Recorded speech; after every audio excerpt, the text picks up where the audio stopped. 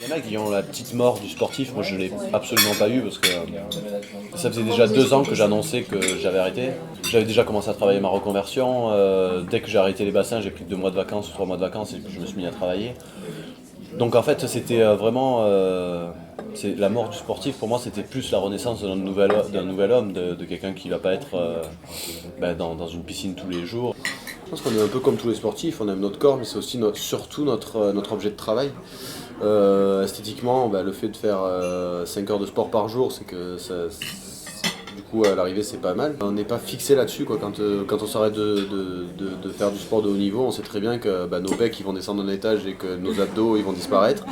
Mais on le vit très bien quoi. On est avec ça. C'est vrai que par contre on a un rapport avec, j'allais dire la nudité non, mais le fait d'être torse nu, ça nous a jamais choqué, que ce soit, évidemment, on passe à la télé, on est torse nu, on fait les pubs, on est torse nu. Je pense que j'ai rarement fait de photos sans être torse nu.